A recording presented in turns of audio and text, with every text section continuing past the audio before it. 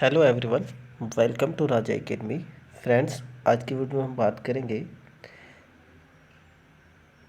Class 10th के science के most important topics के बारे में। आज मैं उन सभी टॉपिक को आपको बताने वाला हूं जिन टॉपिक से अक्सर क्वेश्चन देखने को मिलते हैं। अक्सर क्या यहीं से ही आपको एग्ज़ाम के अंदर क्वेश्चन देखने को मिलेंगे, क्योंकि ये वो टॉपिक हैं जो बार बार घुमा फिरा कर पूछे जाते हैं। ठीक है, यानी एग्ज़ाम पेपर यहीं से ही आपको बनने वाला है। यदि आप इन सभी टॉपिक को तैयार कर लेते हैं तो निश्चित तौर पर आप 70 में से 70 नंबर का पेपर करके आएंगे और एक बहुत अच्छा स्कोरिंग मार्क करके करेंगे। ठीक है, यानी आप अगर इन टॉपिक को अच्छे से ढंग से तैयार कर लेते हैं तो आपके 100 में से 100 नंबर भी आ सकते हैं। बस आप इन टॉपिक को ध्यान से देखिए और सभी टॉपिक को अच्छे से तैयार कर लीजिए। ठीक है, चलिए फिर शुरू करते हैं।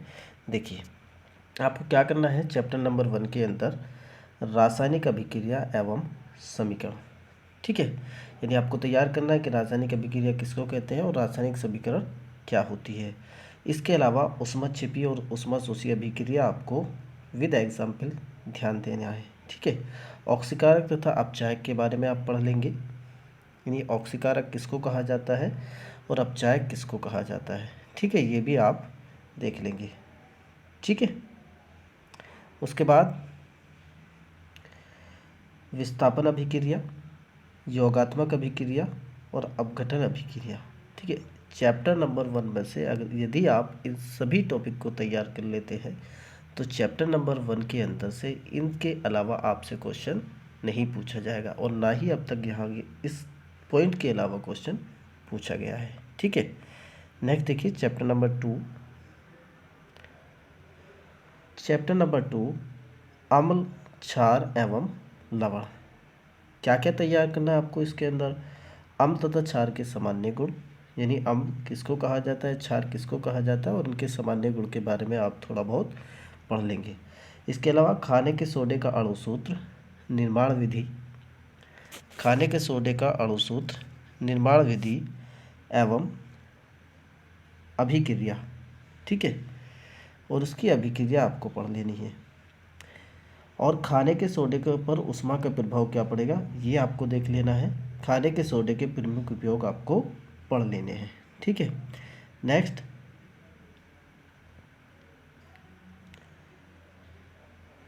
धावन सोडा का अणु सूत्र, निर्माण विधि, ऊष्मा का प्रभाव एवं उसके प्रमुख उपयोग।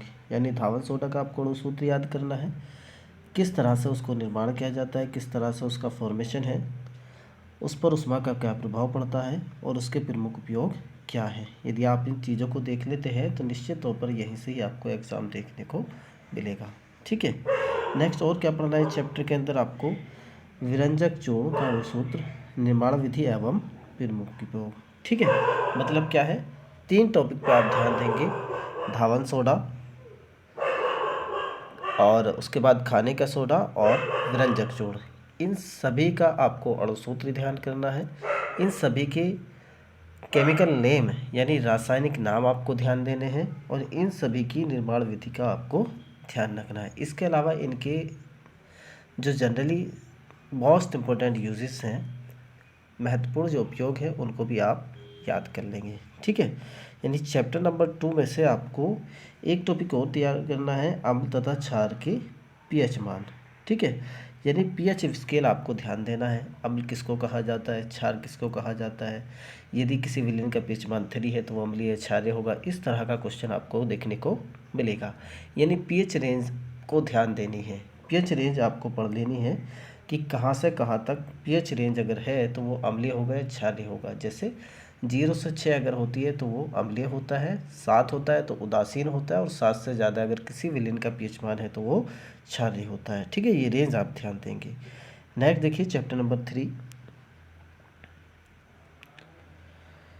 धातु एवं अधातु। तो धातु एवं अधातु के प्रमुख गुण आपको पढ़ने हैं। खनिज तथा अयस्क, खनिज और अयस्क में आपको अंतर देख लेना है। इसके अलावा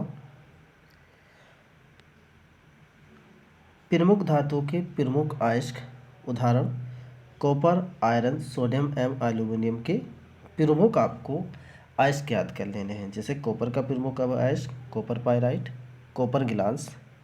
ठीक है, इसके अलावा सोडियम का प्रमुख अयस्क का आपको ध्यान करना है, एल्युमिनियम का प्रमुख अयस्क आपको याद कर लेना है। विरजन और निस्तापन आप ध्यान रखेंगे, भर्जन और निस्तापन को बहुत इंपॉर्टेंट है, भर्जन एवं निस्तापन याद कर लेना है।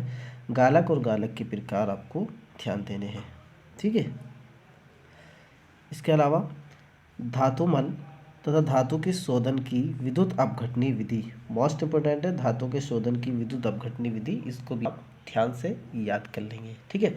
चैप्टर नंबर 3 के अंदर आपको सिर्फ वो टॉपिक पढ़ने हैं जिस टॉपिक को मैंने अभी अभी आपके साथ डिस्कस किया है। बस इन टॉपिक को अगर आप ध्यान से देख लेते हैं तो यहीं से ही आपको एग्ज़ाम के अंदर देखने को मिलेगा। नेक्स्ट चैप्टर नंबर 4, ठीक है। कार्बन एवं उसके यौगिक। हाइड्रोकार्बन किसे कहते हैं, संतृप्त और असंतृप्त हाइड्रोकार्बन के बारे में आपको पढ़ना है। इसके अलावा एल्काइल समूह, अपरूप, सक्रियता श्रेणी, एल्काइल समूह,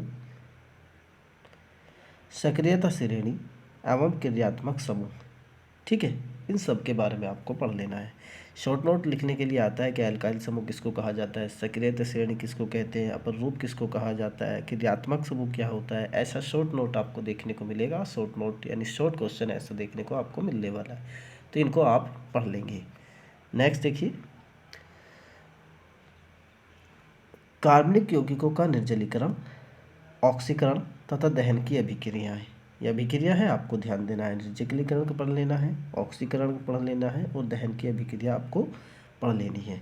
इसके अलावा एस्टीकरण तथा योगात्मक अभिक्रिया भी आपको याद करनी है।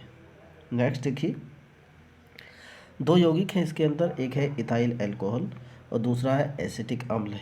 इनके रासायनिक गुण एवं उपयोग भी आपको याद कर लेने हैं। यानी ये क्वेश्चन मोस्ट इंपोर्टेंट है, आपको या तो इथाइल अल्कोहल या फिर एसिटिक एसिड में से एक क्वेश्चन देखने को जरूर मिलेगा। नेक्स्ट चैप्टर नंबर 5 तत्वों का आवर्त वर्गीकरण। मेंडलीव तथा आधुनिक आवर्तनीय में आपको याद करना है। तत्वों की समूह संख्या आवर्त संख्या ज्ञात करना आपको आना चाहिए। मान लो आपको कोई परमाणु क्रमांक देगा और परमाणु क्रमांक देने के बाद आपसे पूछेगा कि एक तत्व ऐसा है जिसका परमाणु क्रमांक 17 है, तो बताइए वो किस आवर्त और किस समूह में है, तो ये निकालना आपको आना चाहिए। नेक्स्ट क्वेश्चन, नेक्स्ट देखिए, इसमें और क्या ध्यान रखना है आपको, आधुनिक आवर्त सारणी के गुण इंपॉर्टेंट है। आधुनिक आवर्त सारणी के गुण आपसे पूछे जाते हैं, ठीक। यानी चैप्टर नंबर 5 आपकी ख़त्म हो चुका है और केमिस्ट्री के अंदर चैप्टर 5 है, यानी 5 चैप्टर हैं, पाँचों के मोस्ट इम्पोर्टेंट टॉपिक मैंने अभी अभी आपको बताए हैं। बस उन्हीं टॉपिक को आपको तैयार करना है, इसके अलावा किसी भी तरह का या कोई और टॉपिक तैयार करने की आपको ज़रूरत नहीं है। यदि आप इन्हीं सभी टॉपिक को ध्यान से तैयार कर लेते हैं तो यहीं से ही आपको पूरा एग्ज़ाम देखने को मिलेगा, ठीक है। चलिए, इकाई नंबर 2 जीव विज्ञान, इसके अंदर आपको क्या क्या टॉपिक तैयार करने हैं। तो इकाई नंबर 2 का पहला चैप्टर है जैव विक्रम। इसमें आपको क्या याद करना है, पितरस क्या है, यह रस कहाँ से स्रावित होता है और कहाँ एकत्रित होता है, ठीक है।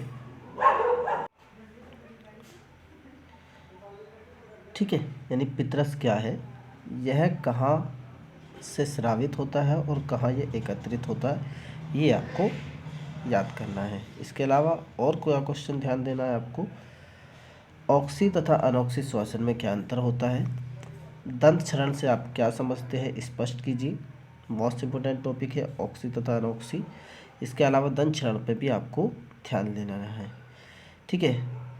और धमनी एवं शिरा में अंतर इम्पोर्टेंट है, इसको अच्छे से तैयार करना है आपको। धमनी और शिरा में अंतर, रुधिर तथा लसिका में अंतर, ये भी इम्पोर्टेंट है। हीमोग्लोबिन क्या है, यह कहाँ पाया जाता है तथा श्वसन की क्रिया में इसकी क्या भूमिका है, मोस्ट इम्पोर्टेंट क्वेश्चन है, अच्छे से तैयार करना है, ठीक है। नेक्स्ट देखिए, पोषण क्या है, स्वपोषी पोषण की परिभाषा लिखिए। परपोषी पोषण कितने प्रकार का होता है तथा प्रत्येक का एक एक उदाहरण भी लिखिए। इम्पोर्टेंट है, आपको अच्छे से तैयार कर लेना है। नेक्स्ट, सजीव तथा निर्जीव में अंतर स्पष्ट कीजिए। एटीपी क्या है, इसका निर्माण किस प्रकार होता है, इसके क्या उपयोग है, इम्पोर्टेंट, ध्यान से याद करना है। नेक्स्ट, मनुष्य के पाचन तंत्र को सचित्र समझाइए। मानव में हृदय पंपिंग स्टेशन की तरह कार्य करता है, सचित्र वर्णन कीजिए। मनुष्य के उत्सर्जन तंत्र को समझाइए। ठीक है, 4 तंत्र हैं देखिए, श्वसन तंत्र, उत्सर्जन तंत्र, संचरण और इसके अलावा हृदय वाला क्वेश्चन आपको मिलेगा और पाचन तंत्र, यानी इन चारों में से आपको एक न एक क्वेश्चन दिखने को जरूर मिलेगा। इसलिए सारे तंत्र आपको पढ़ने हैं, श्वसन तंत्र पढ़ना है, पाचन तंत्र पढ़ना है, उत्सर्जन तंत्र आपको पढ़ना है, परिवहन तंत्र आपको पढ़ लेना है। ठीक है, चारों चीज़ें आप पढ़ लेंगे। और प्रकाश संश्लेषण किसे कहते हैं, प्रकाश संश्लेषण की क्रियाविधि का वर्णन कीजिए। ठीक है, तैयार करना है। वाष्पोत्सर्जन किसे कहते हैं, ठीक, यह कितने प्रकार का होता है और इसकी क्रियाविधि का संक्षिप्त वर्णन आपको करना है। नेक्स्ट, चैप्टर नंबर 1 के अंदर आपको जीव विज्ञान के चैप्टर नंबर 1 यानी जैव प्रक्रम से आपको सिर्फ उन क्वेश्चन को याद करना है जिन क्वेश्चन को अभी अभी मैंने आपके साथ डिस्कस किया है। इनके अलावा आपको किसी क्वेश्चन को याद करने की ज़रूरत नहीं है। ठीक है, अब चैप्टर नंबर 2, जीव जनन कैसे करते हैं। पराग कण की परिभाषा लिखिए, विभिन्न प्रकार के परागण का नाम लिखिए तथा उनका वर्णन कीजिए। ठीक है, नेक्स्ट क्वेश्चन, परागण के लाभ तथा हानियाँ लिखिए, लैंगिक तथा अलैंगिक जनन में अंतर लिखिए। ये आपको ध्यान देना है, इम्पोर्टेंट है, लैंगिक तथा अलैंगिक जनन में क्या अंतर होता है। इसके अलावा परागण तथा निषेचन में क्या अंतर है, इम्पोर्टेंट है। भारतवर्ष में जनसंख्या वृद्धि एवं परिवार नियोजन पर टिप्पणी लिखिए, मोस्ट इम्पोर्टेंट है दोनों के दोनों क्वेश्चन। कायिक जनन किसे कहते हैं, पौधों के विभिन्न भागों से होने वाले कायिक जनन का लिख कीजिए। ठीक है, नेक्स्ट क्वेश्चन। चलिए फ्रेंड्स, बस इतना ही, यानी चैप्टर नंबर 2 से भी आपको सिर्फ इतने ही क्वेश्चन पढ़ने हैं जितने अभी अभी आपके साथ डिस्कस किए हैं।